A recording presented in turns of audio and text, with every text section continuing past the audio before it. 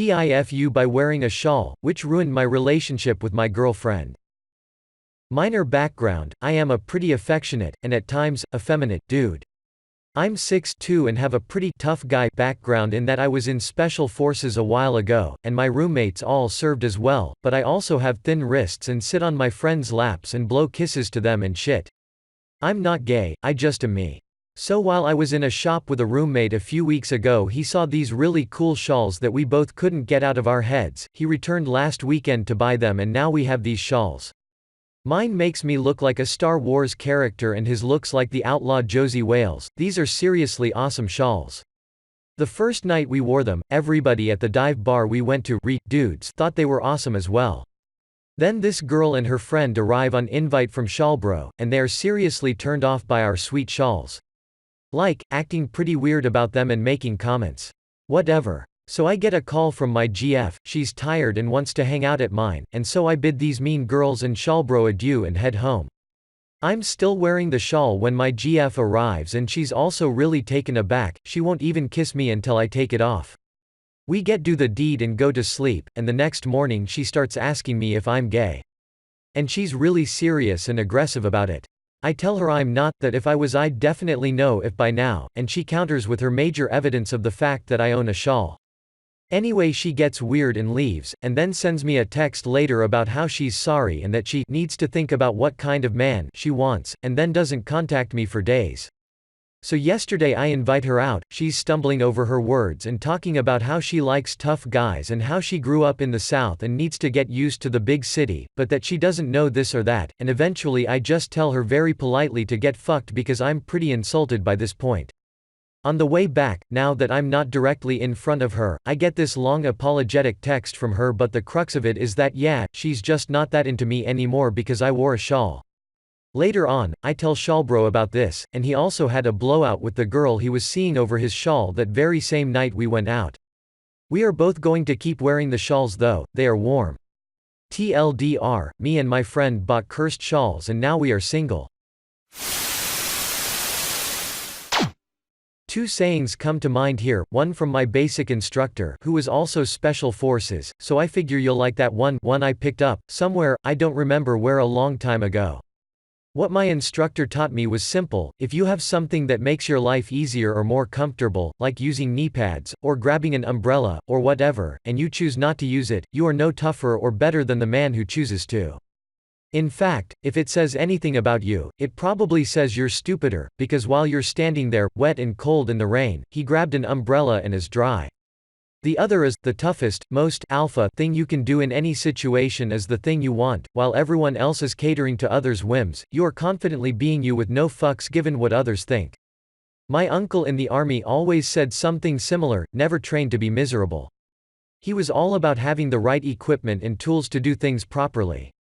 If you're doing a drill in winter, you better damn well have broken-in boots and a proper jacket.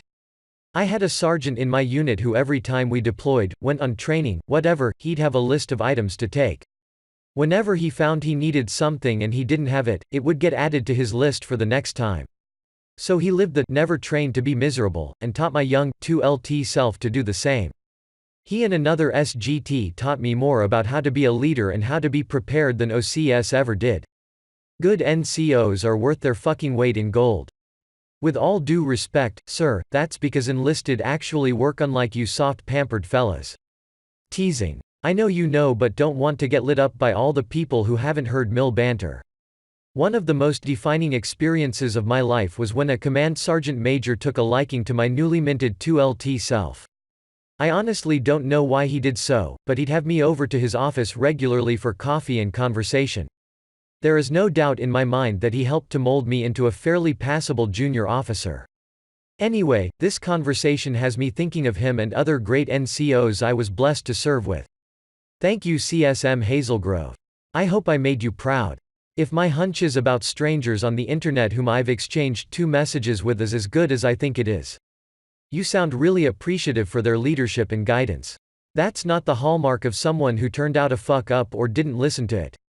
I'm sure there are those who have looked up to you since. The most honoring thing you could do is pay it forward.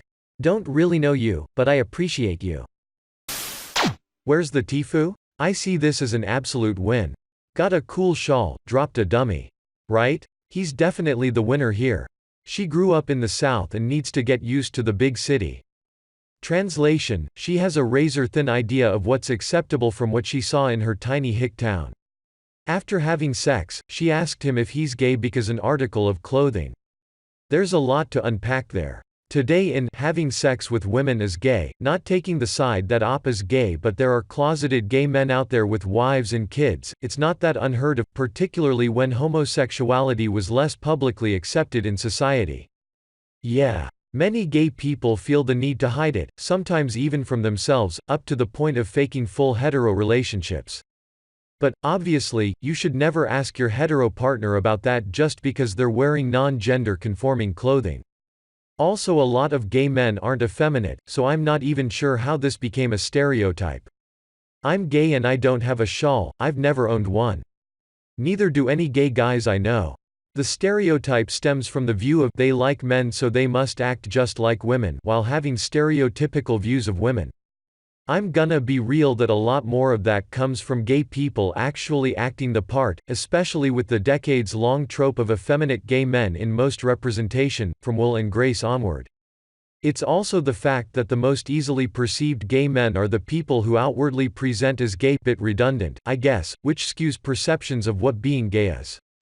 And I guess it's worth mentioning that I'm a gay dude in my 20s and have spent painful amounts of time trying to suss out where a lot of this stuff comes from. I think being gay, even in modern times, is a somewhat isolating experience, and there's a lot of relying on flags to express to others that you're in the group. These women need to get bent. If anything, to me it solidifies your identity. BC, you are wearing something that you are comfortable in, and fuck all the haters. You do you, my man. If my husband all of a sudden decided to wear one of my shawls, more power to him. Unless of course I was planning on wearing it that day, in which case we would have to battle over it. A woman who is that concerned about you being a manly man clearly has far deeper insecurities than she is letting on.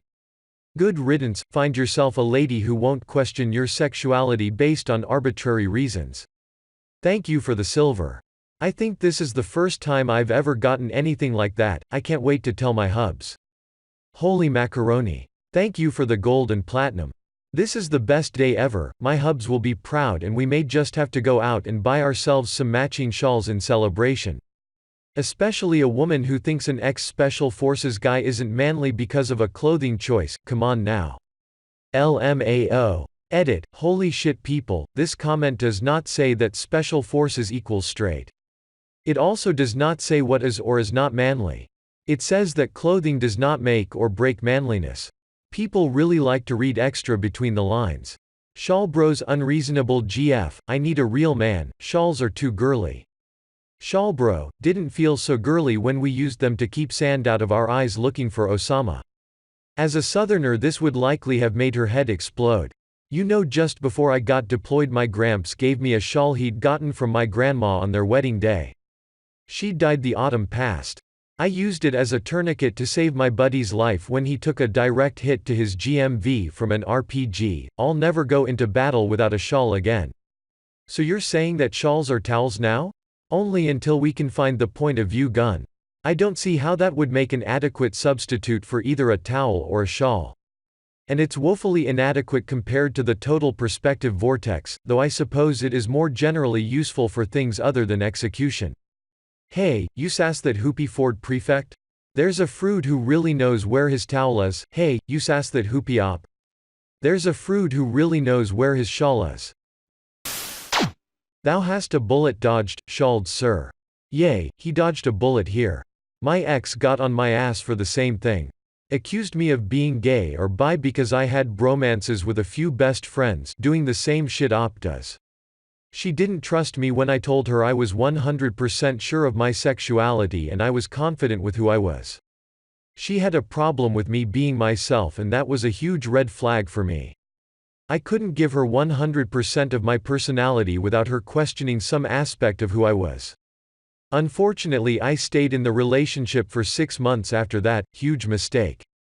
Luckily, I got out of it and found someone who loves me for who I am and finds the bromances cute and funny. That's who we all deserve in the end. Someone who loves us for who we are without holding back any of our flaws or traits. Glad you moved on from her. Hopefully Op has better luck with the next one. I was in the military as well, infantry to be exact. My wife thought I was bi for a long time and she asked me about before I went to Iraq. I told her no, that's just how we, the infantry, are. I could damn near tell you who was who by seeing their balls. You could be gay as fuck in the infantry and nobody would know, especially if gay chicken was involved. I once saw a dude get ready to jerk off another dude because he didn't want to lose a round of gay chicken. He spit on hand and pulled the dude's dick out and was ready to start working the shaft until the other guy chickened out. The guy that chickened out was mocked and ridiculed for being a chicken. The infantry is a weird place. Men throughout history haven't been so insecure about showing love to male friends like we are in the modern day. There was never anything unmanly about it until the last century or so. That attitude destroys our mental health and makes it harder for us to find anyone to stop us in middle age when we put a gun in our mouths.